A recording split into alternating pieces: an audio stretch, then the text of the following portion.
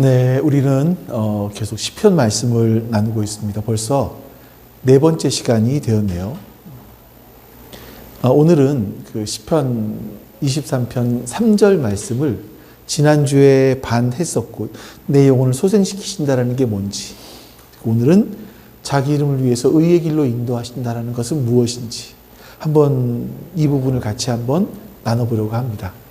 우리가 여호와 나의 목자 찬송을 계속 부르는 이유는 여러분들이 이 말씀을 들으시고 하나님이 나의 목자가 되어주셔서 내 영혼을 소생시키신다는 게 뭔지, 나를 의의 길로 인도하신다는 게 뭔지를 이게 막 그려지면서 우리가 찬송하기를 원하거든요.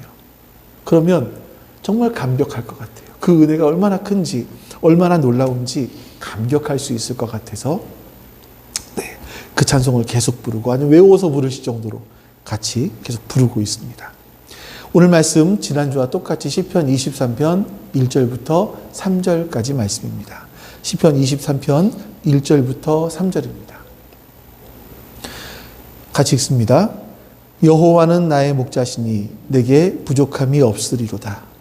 그가 나를 푸른 풀밭에 누이시며 쉴 만한 물가로 인도하시는도다. 내 영혼을 소생시키시고 자기 이름을 위하여 의의 길로 인도하시는도다.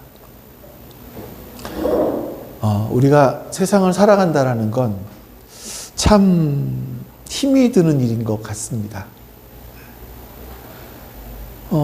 다른 사람들은 행복한 것 같고, 다른 사람들은 참 편안하게 사는 것 같은데, 나만 힘든 것 같은 때가 사실은 우리 안에 있지요. 그래서 때로는 우리 자신들을 돌아보면서 이런 생각을 합니다. 혹시 내가 하나님의 뜻에 어긋난 삶을 살아가다가 하나님이 나에게 벌을 주셔서, 벌까지는 아니더라도 내 삶을 좀 힘들게 하시는 것은 아닌가? 이런 생각이 들 때가 있어요.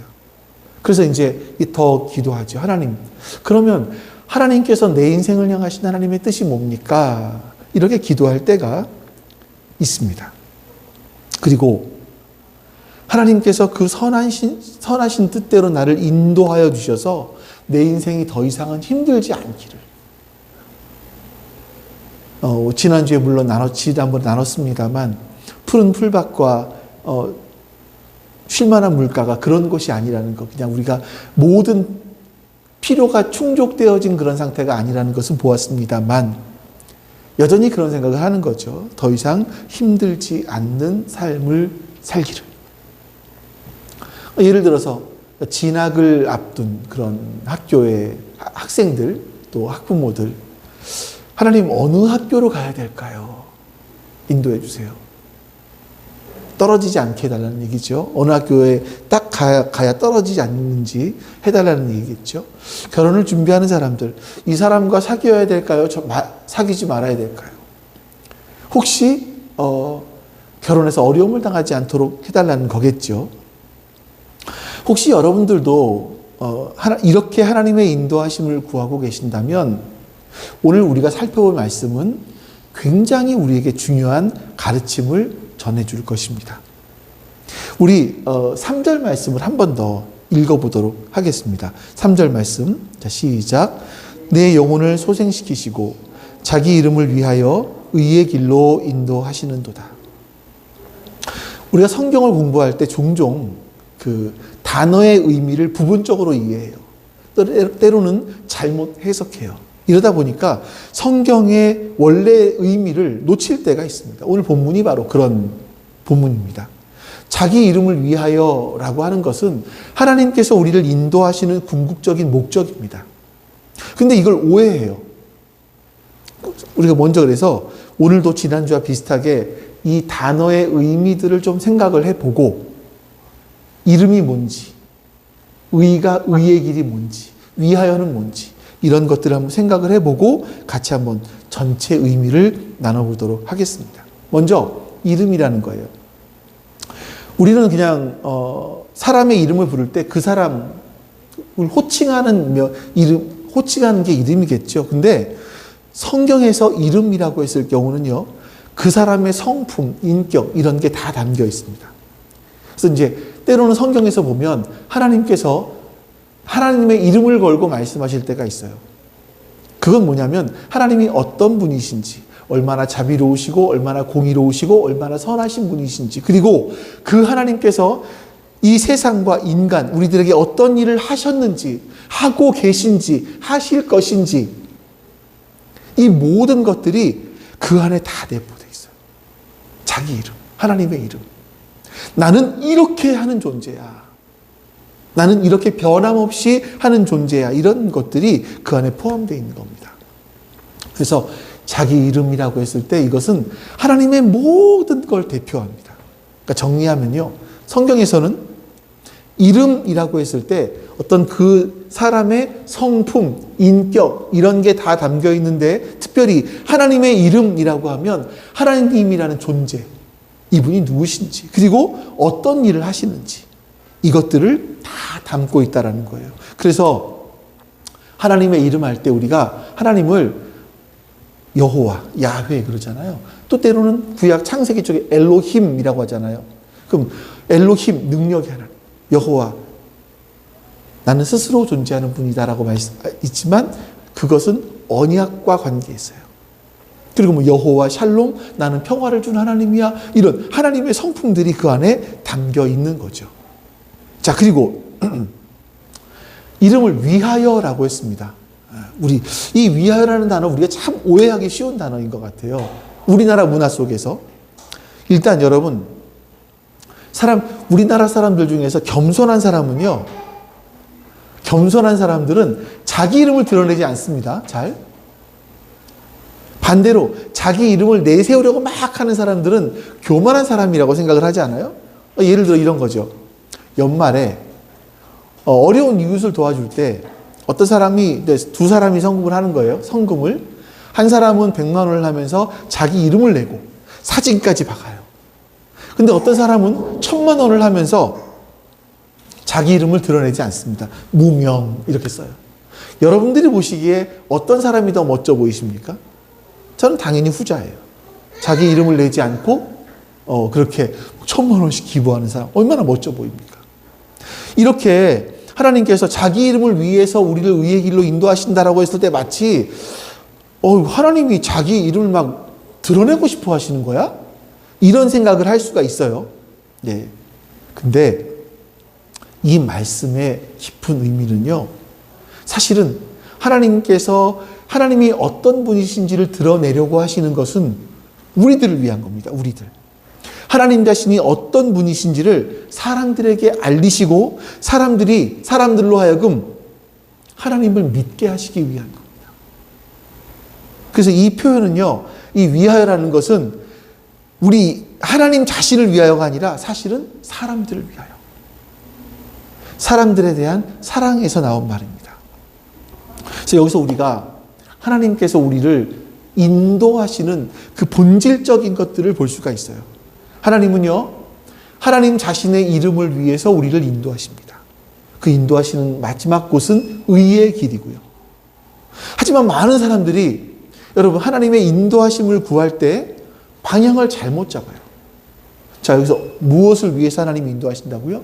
하나님은 자기 이름을 위해서 우리를 인도하신다고요. 하나님의 이름을 위해서. 근데 우리는 내 이름을 위해서 하나님의 인도하심을 구할 때가 너무나 많이 있습니다. 이런 거죠. 어떻게 하면 더 잘 살 수 있을까? 어떻게 하면 실패하지 않고 성공할 수 있을까? 고민합니다.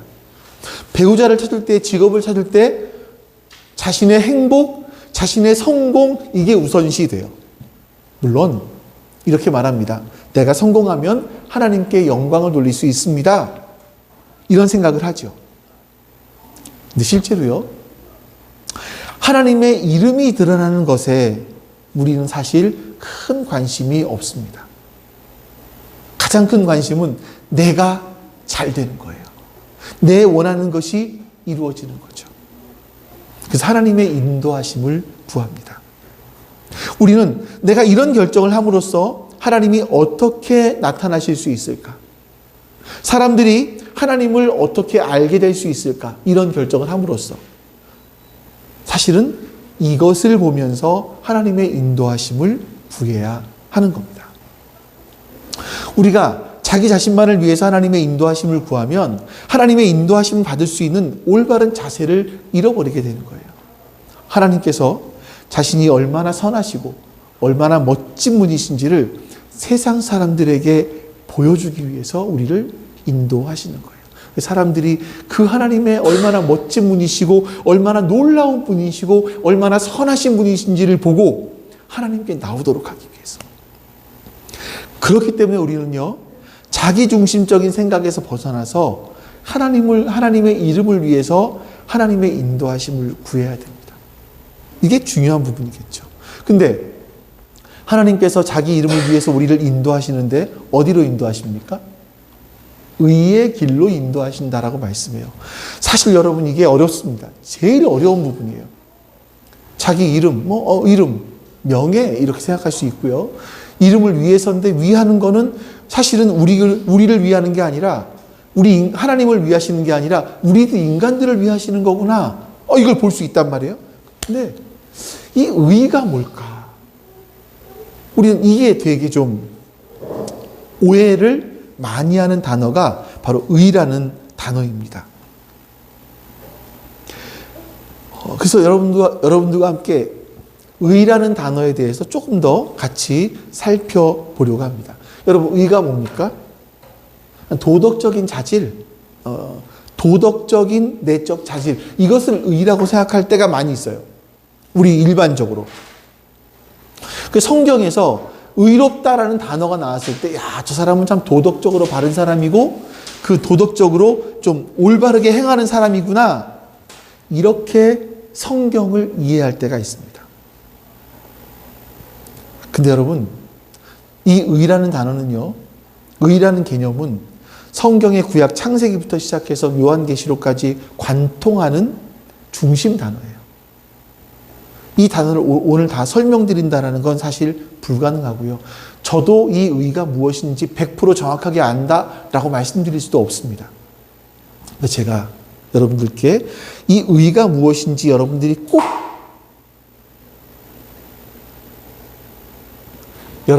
꼭 알아야 될 부분만 간략하게 말씀을 드리겠습니다. 그럼 여러분들이 의의 길이 무엇인지를 알 수 있을 겁니다. 자, 첫 번째, 굉장히 중요한 개념이에요, 여러분. 의가 뭐냐 했을 때 의는 우리가 지금 이해할 수 있는, 현대 시대에 이해할 수 있는 가장 좋은 표현 단어가 뭐냐면 올바른 질서. 의를 올바른 질서라고 이해하시면 그래도 그나마 하나님께서 말씀하신 성경에 나오는 의를 좀 이해할 수 있지 않을까 싶어요. 자, 왜 그런지 좀 설명드릴게요. 원래 하나님이 창조하신 창조 속에는요, 하나님께서 세워놓으신 질서가 있습니다. 그리고 그 질서는, 하나님이 세워놓으신 질서는 하나님이 어떤 분이신지를 우리에게 잘 반영해서 보여줍니다. 이사야서 45장 말씀을 볼게요. 자, 이 말씀 같이 읽어보겠습니다. 너 하늘아, 위에서부터 의를 내리되 비처럼 쏟아지게 하여라. 너 창궁아, 의를 부어 내려라. 너는 열려서 구원이 싹나게 하고 공의가 나 주가 이 모든 것을 창조하였다. 자, 여기서 보니까 창공, 하늘, 땅, 여기서 뭘 쏟아내래요? 의. 아니, 이게 도덕적인 개념이라면 하늘이, 창공이, 땅이 무슨 의의를 드러내겠습니까? 그렇죠? 근데 하나님께서 이 모든 창조 만물들을, 이 창조하신 모든 만물들이 하나님의 의를 보여주고 있다라고 말씀해요. 이게 뭐냐면 보세요. 이 우주, 우주까지 갈 것도, 이 지구가 태양을 돌고 있어요. 또 다른 우리 지구를 돌고 있습니다. 이게 너무나 질서정연하지 않나요? 한치의 어긋남이 없이 계속 돌고 있어요. 물은요, 수증기가 됩니다. 수증기가 돼서 구름을 만들고요. 구름은 이 땅에 비를 내립니다. 비는 다시 물이 돼서 강물을 따라 바다로 흘러갑니다. 이 순환이 돼요. 이 순환되는 게 변하지 않아요. 변하지 않고 계속 오묘한 자연의 질서가 있죠. 또 우리나라 같은 경우를 보면 봄, 여름, 가을, 겨울이 있잖아요. 이 계절의 순환 역시 창조의 질서를 따라 어긋남이 없이 계속 반복됩니다. 여러분, 이 하나님이 창조하신 창조의 질서 속에 하나님의 변함없는 성품이 담겨 있어요. 그 올바른 질서가 담겨 있다는 겁니다. 그래서 이 피조물들이 하나님이 세우신 올바른 질서가 이 피조물에서 하나님이 세우신 올바른 질서가 쏟아져 나오는 것은 하나님께서 이 피조물을 뭐 했어요? 창조하셨기 때문에. 그 창조물 속에 하나님의 성품이 담겨 있기 때문에 하나님의 성품인 그 질서로움, 이것들이 표현되어 나온다라는 겁니다. 그리고 이스라엘 백성들은요, 하나님이 세우신 질서를 지키기 위해서 질서를 지키며 사는 것을 의롭다라고 표현했어요. 예를 또 들어볼게요. 성경은 안 보겠습니다만 구약 성경에 보시면 저울을 의롭다라고 표현하는 경우들이 있어요. 저울이 의로워요. 저울이 어떻게 의롭죠?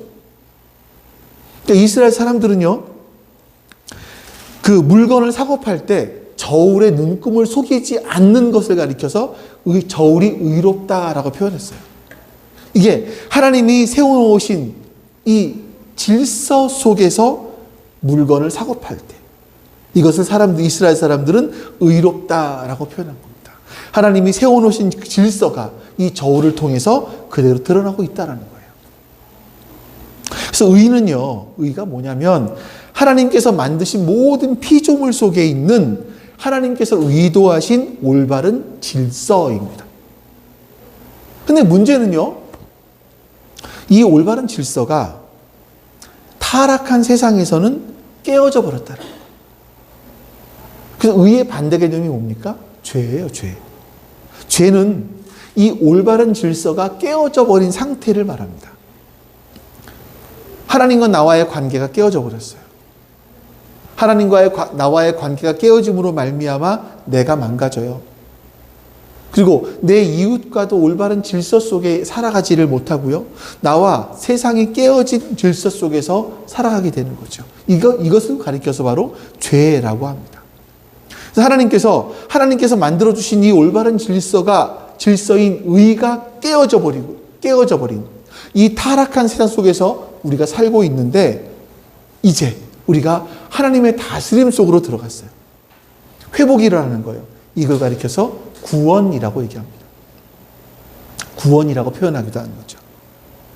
내 속에 하나님과의 바른 질서, 바른 관계가 새롭게 맺어지게 되었어요. 이게 구원이에요.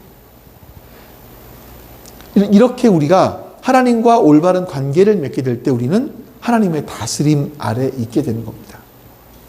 그리고 이 다스림은요, 하나님께서 전적으로 하세요. 우리 미가서 7장 9절 말씀 볼까요?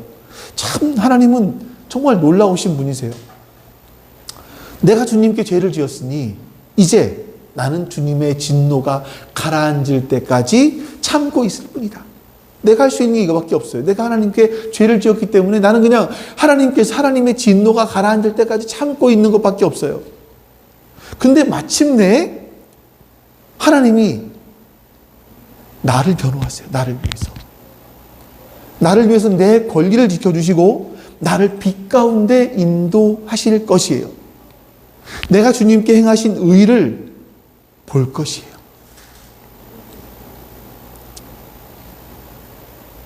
내가 주님께서 행하신 의를 보게 될 거다.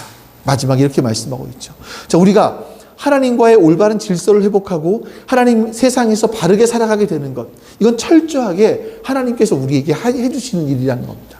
하나님께서 나를 변호해 주셨고, 하나님께서 내 권리를 지켜주시고, 하나님께서 나를 빛 가운데로 인도하세요.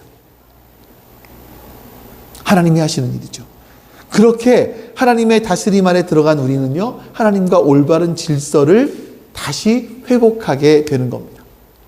그리고 하나님의 이 올바른 질서, 하나님의 다스림의 기초에서 사람들과 세상과도 올바른 질서를 갖게 되는 거예요. 고생하셨습니다. 여기까지 정말 여러분들 어려운 부분을 넘어오셨어요. 의라는 것이 우리가 이렇게 그냥 정의를 내리지 않으면 우리는 충분히 오해하거든요. 의를 그냥 도덕적인 어떤 개념 정도로 이해할 수 있기 때문에 여러분들이 이 성경에서 의롭다라는 것을 생각할 때마다 뭐요? 의롭다가 뭐라고요? 올바른 질서. 딱 기억하셔야 돼요. 자, 그래서 이 의는요, 수직적으로는 하나님과 우리와의 올바른 질서. 이걸 기초해서 수평적으로 사람들과 세상 속에서 바른 관계를 맺으며 살아가는 거예요. 이게 의롭다라는 거예요.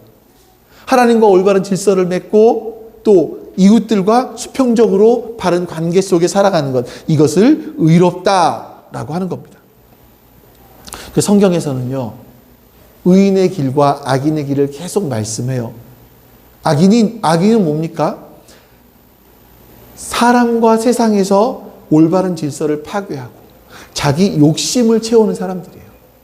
내가 이웃들과 맺어야 될 올바른 질서를 파괴하고 내 욕심을 따라 살아가는 사람. 의로운 사람은요, 하나님과의 관계를 잘 맺고 그걸 중심으로 해서 세상에서 바른 관계, 사람들과 바른 관계, 질서를 유지하며 살아가는 사람들. 이게 의인이에요. 그 시편 1편의 결론이 뭡니까?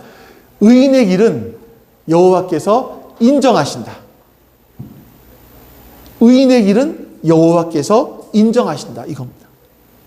이사야서 26장 7절 같이 한번 또 읽어보겠습니다. 의로우신 주님께서는 의로운 사람의 길을 평탄하게 하십니다. 하나님은 의로운 사람의 길을 평탄하게 하십니다. 하나님은 의로우신 분이시기 때문에 그 올바른 질서를 모든 피조물 속에 보여주시는 분이시기 때문에 그 질서를 따라 살아가는 사람에게 그 길을 평탄하게 해주신다. 약속하세요. 자, 여러분.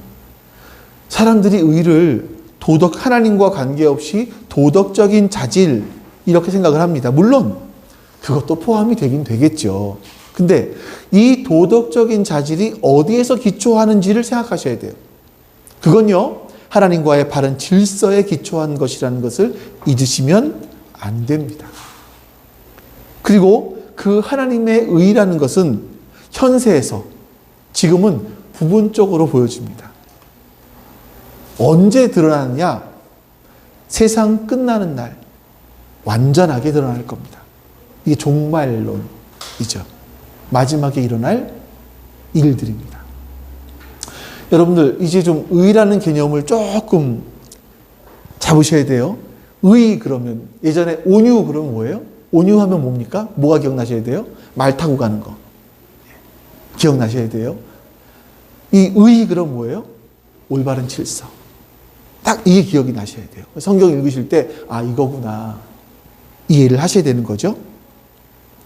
자, 그러면 의가 하나님과 올바른 질서, 세상과 올바른 질서, 이 속에 살아가는 것이라면 의의 길로 인도하신다라는 건 뭘까? 하나님께서 우리를 의의 길로 인도하신다라는 건 뭘까? 이겁니다. 이걸 아셔야 되는 거죠. 하나님께서 목자가 되어주셔서 우리를 하나님의 평화, 하나님의 치유 이런 걸 경험하게 해주셨어요. 이런 사람들은 하나님께서 세우신 올바른 질서에 걸맞는 삶을 살도록 인도하시는 거예요. 우리가 하나님의 올바른 질서에 걸맞는 삶을 살도록 우리를 인도하십니다. 하나님께서 우리를 자기 이름을 위해서 우리를 의의 길로 인도하신다고 했을 때 우리가 여러분 나 개인의 유익, 나 개인이 편하게 사는 것, 험난한 이 세상에서 어려움을 요리조리 싹싹 피해가면서 안전하게 걸어가는 것, 이것을 의미하는 것은 아니라는 겁니다.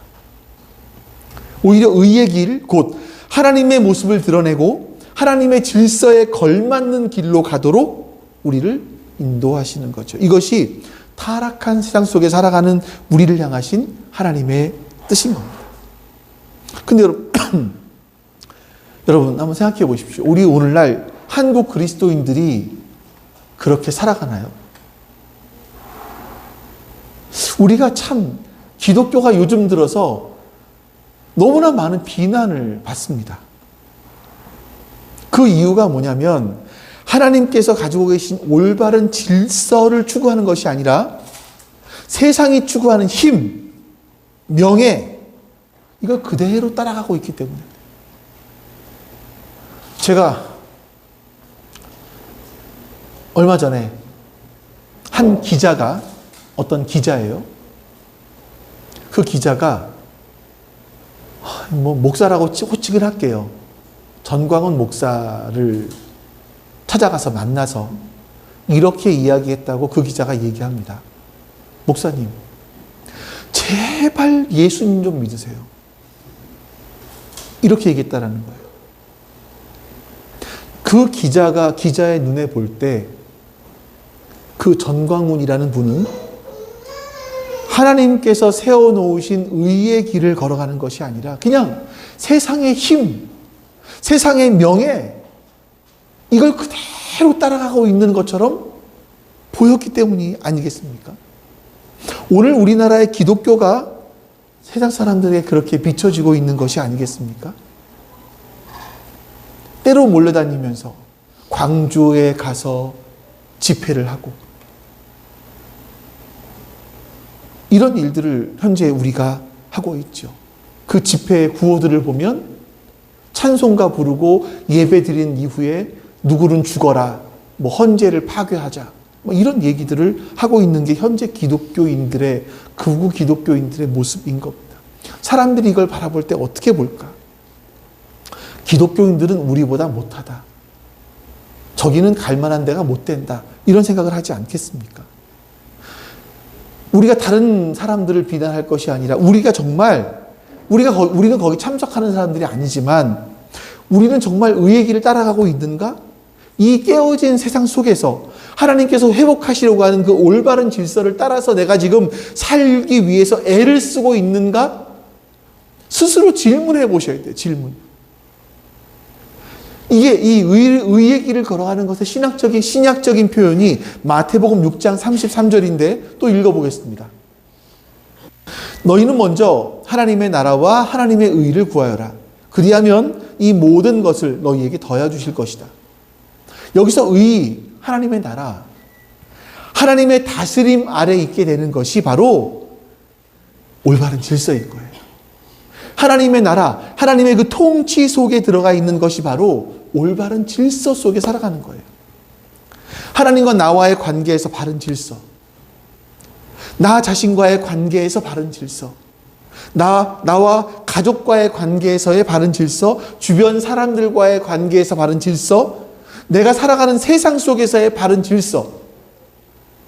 여기서 하나님의 성품을 드러내는 아름다운 모습들을 하나님은 우리에게 찾으라고 말씀하시는 겁니다.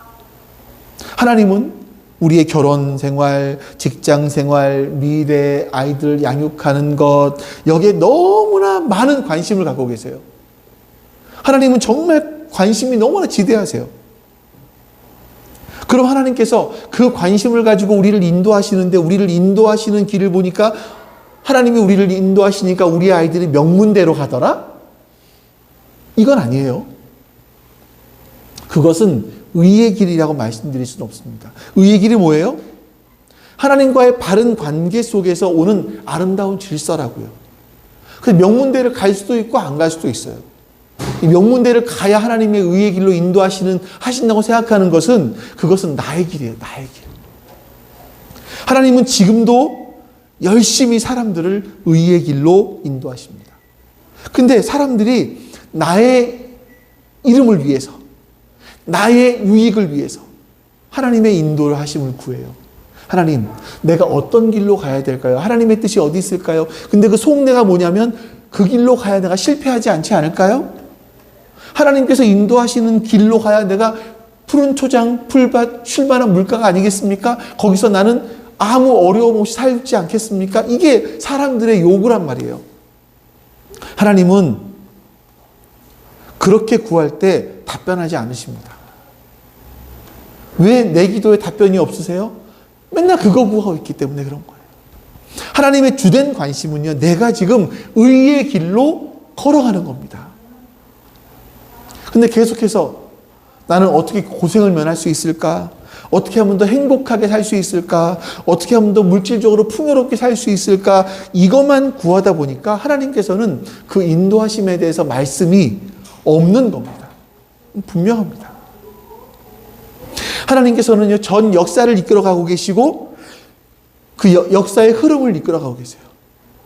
근데 우리는 그 흐름 속으로 들어가야 되는 거죠.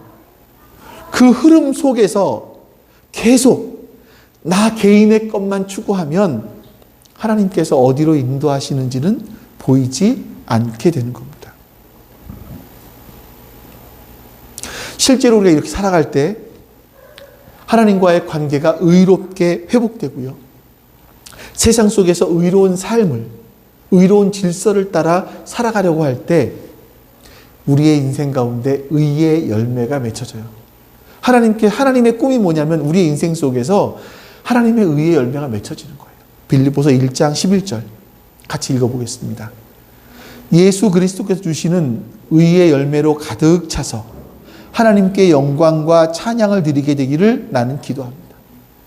예수 그리스도께서 주시는 의의 열매가 우리 안에 가득 차는 것, 이게 하나님의 꿈이시라니까요. 여러분의 인생을 생각해 보십시오. 여러분의 삶의 영역은 다양합니다. 가정, 직장, 경제 활동하는 거, 오락 활동하는 거, 여러 부분을 나누어서 생각해 볼 수가 있어요. 그런 모든 분야에서 하나님은 의의 열매가 가득하게 되기를 원하시는 거예요.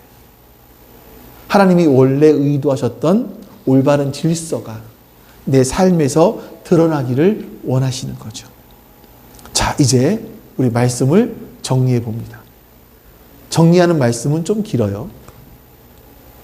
사실 이게 본론이라고 말씀드릴 수 있을 정도인데, 자, 하나님의 인도하심을 받는 삶이 뭘까요? 하나님의 인도하심을 받는 삶이란 첫 번째, 하나님의 이름을 위해 사는 삶입니다. 내가 배우자를 선택하는 것 때문에 고민하십니까?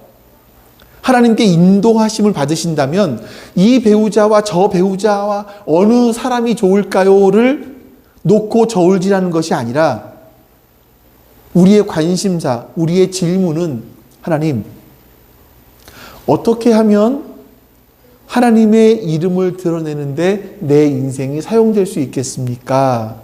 이걸 고민하는 거예요.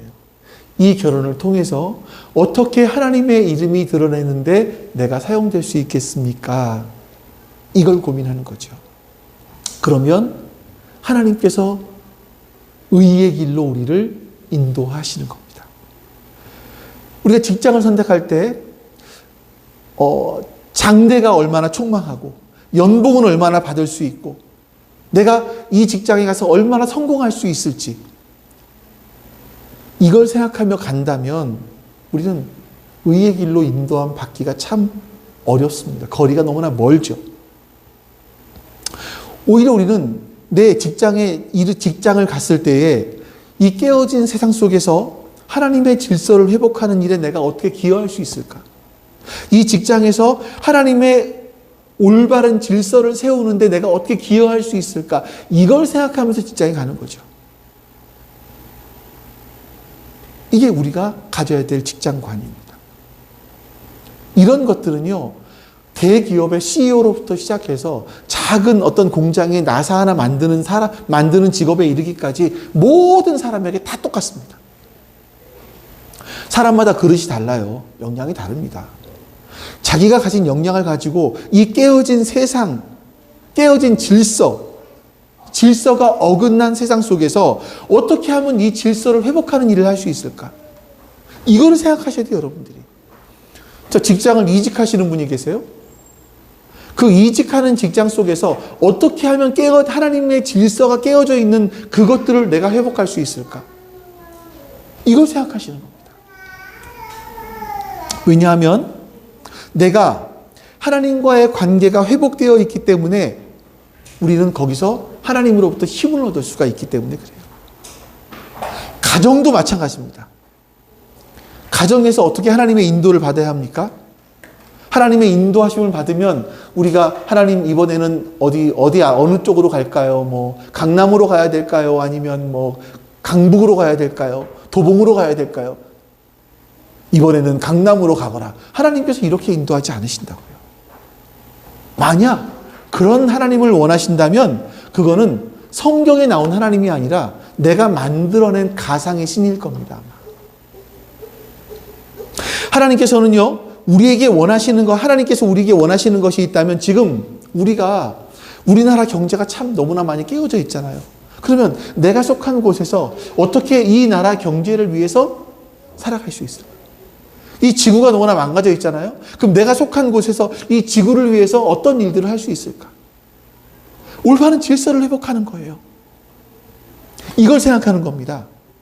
그렇게 하나님께 질문할 때, 기도할 때 하나님께서는 내가 할 수 있는 일이 조금이나 할지라도 너는 이렇게 살아라. 너는 이렇게 사는 것이 바른 일이다 라고 우리를 인도하신다는 겁니다. 그 길이 의의 길이라는 거예요. 하나님이 우리 전 인류를, 전 사회를 이끌어 가시는 이 전체적인 흐름을 무시하고 나 혼자 하나님의 인도하심 받겠다고 한다면 그것은 너무나 어리석고 하나님을 사유화하려는 그런 거죠. 하나님을 물질적인 신으로 전락시켜버리는 겁니다. 여러분, 우리가 매일매일 살아가면서 우리는 수많은 결정을 내립니다. 그때마다 우리는 하나님의 인도하심을 구하셔야 돼요. 하나님의 인도하심을 구하시는 목적이 뭐예요? 내가 잘 되기 위해서, 내가 더 좋은 월급 받기 위해서, 좋은 직장 가기 위해서? 아니요. 하나님의 인도하심을 구하는 것은 그 직장 속에, 그 가정 속에, 그 이웃들 속에, 그 교회 속에 하나님의 올바른 질서를 세워주십시오. 내가 어떻게 해야 이곳에 하나님의 올바른 질서를 세울 수 있겠습니까? 이걸 구하라는 겁니다. 하나님이 그럴 때 우리를 인도하신다는 겁니다. 우리 한국교회가 비난, 냉소, 온갖 어려움들을 당하고 있는 이유는, 하나님께서 그것을 허락하시는 이유는 지금 너희가 이 시대의 사람들에게 밟혀버리고 있는 맛을 잃어버린 소금이기 때문이다라고 말씀하고 있는 것 같아요. 세상을 바꾸는 건 여러분 다수가 아닙니다. 기억하십시오. 세상을 바꾸는 건 대중이 아닙니다. 대중을 움직일 수 있는 건 한 사람의 힘이에요. 우리 교회 이름처럼 한 사람만. 여러분들이 바뀌시면 돼요. 아유, 이 세상이 바뀌는데 내가 뭘 할 수 있는 게 있겠어? 아니요. 여러분이 바뀌시면 돼요. 여러분이 있는 곳에서, 여러분의 직장에서 하나님의 질서를 세워가기 시작하십시오. 하나님과 바른 관계를 맺고 그 질서 속에 살아가 보십시오. 하나님께서 여러분들을 선한 길로 인도하실 겁니다. 그게 여러분들이 하나님의 인도하심을 받는 삶이에요. 두 번째, 하나님의 인도하심을 받기 위해서는요, 먼저 여러분들이 근원적인 의의를 획득하셔야 돼요. 하나님과 나와의 올바른 관계를 맺는 거예요. 그리고 그 다스림 속에서 살아가는 거예요. 그러면 그 곳이 어디냐? 하나님이 지금 나를 다스리시고 계시고 나를 인도하고 계시는 그곳이 어디냐? 때로 그곳이 실제 눈에 보이는 환경은 광야라 할지라도 거기가 쉴 만한 물가이고 푸른 풀밭이. 거기서 우리는 하나님이 주시는 평화를 경험하게 되는 겁니다. 그런 사람이라면 내 환경을 뛰어넘어서 그곳이 어디든 하나님이 주시는 평화를 누리고 있다면 그곳이 어디든 우리는 하나님의 근원적인 의를 누리고 있는 그런 사람들인 거죠. 자, 그러면 우리가 다시 한번 생각해 볼 거예요. 뭐냐면 세상 속에서, 우리의 삶 속에서 어떻게 하나님의 의를 내가 드러낼 것인가 라는 겁니다.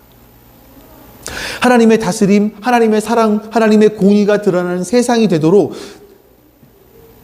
하나님께서 우리를 인도하시는데, 저는 이 부분들이 올해 좀 우리들 안에 어떤 간증들이 많았으면 좋겠어요. 서건이가 내가 우리 직장에서 하나님과의 올바른 질서를 세우기 위해서 이렇게 살았더니, 내가 그 의를 획득하고 하나님의 의를 세우기 위해 이렇게 살았더니, 질서를 세우게 살았더니 하나님께서 나에게 이런 인도하심을 주셨습니다. 이런 간증들 막 우리 안에 쏟아져 나오기를 바라요. 그런데 여러분, 가정에서 하나님 나라, 하나님의 사랑과 하나님의 공의가 드러나는 일을 어떻게 하실 수 있겠습니까? 어떻게 하실 수 있죠? 가정에서 아이들과 대화하는 속에서, 부모님과 대화하는 속에서, 부부간에 대화하는 속에서, 내가 살고 있는 삶의 현장에서, 내가 가지고 있는 직업을 통해서 나는 회복되어야 될 질서를 위해 어떻게 일해야 하는가, 이걸 생각하면서 하나님께 기도하시는 겁니다. 어떻게 가족에서 대화를 할 것인지, 아니면 어떻게 직업을 통해서 내가 이 일들을 해 나가야 될 것인지를 하나님께 물어보시는 거예요. 하나님, 나는 어떻게 살아야 됩니까? 내가 직장에서 어떻게 해야 하나님의 의가, 하나님의 올바른 질서가 드러날 수 있습니까?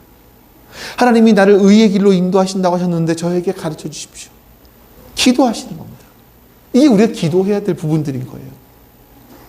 일상의 삶 속에서 우리를 의의 길로 하나님은 인도하십니다.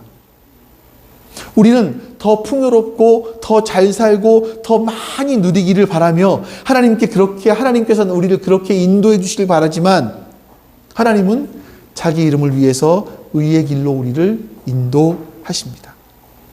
다음 주에 보겠지만 하나님께서 우리를 의의 길로 인도하실 때 때로 사망의 음침한 골짜기를 만날 때도 있습니다. 너무 걱정하지 마십시오. 하나님은 그 사망의 음침한 골짜기를 감당해낼 수 있는 사람들을 보내십니다. 자기 집에서 하나님의 의를 드러내지 못하는데, 하나님은 그 사망의 음침한 골짜기와 같은 그런 사명을 주면서 우리를 보내지는 않으시죠. 그럼 여러분들, 내가 앞으로 우리 집에서 하나님의 의를 드러내지 않으면 하나님은 나를 절대 저렇게 어려운 곳으로 보내지 않으시는구나. 알았다. 이러지는 마세요. 이건 아닙니다. 또 다른 게 있을 수 있겠죠. 하나님은 우리를 인도하시는데 자기 이름을 위해서 의의 길로 우리를 인도하십니다.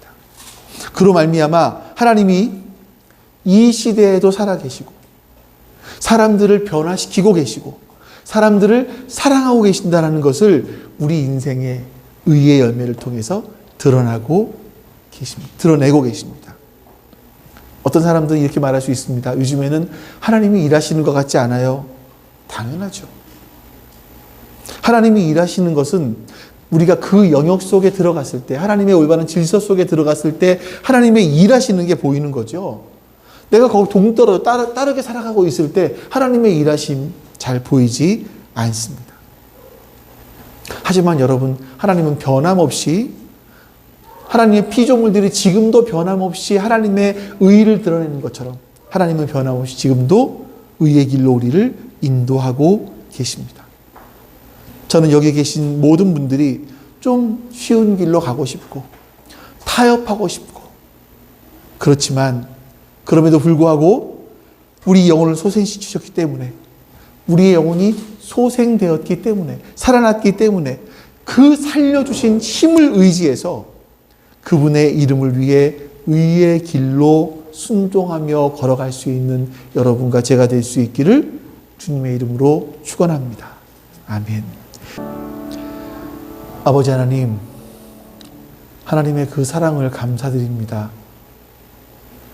그 사랑이 나를 숨쉬게 한다 고백했던 이 작사자의 고백처럼 하나님, 우리도 그 하나님의 사랑 받고 있음을 깨닫게 해 주시옵소서. 그리고 그 사랑으로 이 땅을 살아가게 해 주시옵소서. 그리고 이 세상을 승리하게 해 주시옵소서. 이 세상에 하나님의 의를 드러내는 사람, 하나님의 올바른 질서를 세상에 세워주는 그런 사람이 될 수 있도록 하나님, 우리를 인도하여 주시옵소서. 감사드리며 우리 주 예수 그리스도의 이름으로 기도하옵나이다. 아멘. 여호와는 내게 복을 주시고 너를 지키시기를 원하며 여호와는 그의 얼굴을 내게 비추사 은혜 베푸시기를 원하며 여호와는 그 얼굴을 내게로 향하여 드사 평강 주시기를 원하노라. 이제는 우리에게 생명을 주시기 위하여 이 땅에 오신 예수 그리스도의 은혜와 그 아들을 우리에게까지 보내주신 아버지 하나님의 사랑하심과 그 사랑을 깨닫게 해주시는 성령 하나님의 내주하심과 교통하심이 지금 주 앞에 머리 숙여 예배한 모든 하나님 백성들 머리 위에 지금부터 영원토록 함께 하시기를 간절히 축원하옵나이다. 아멘.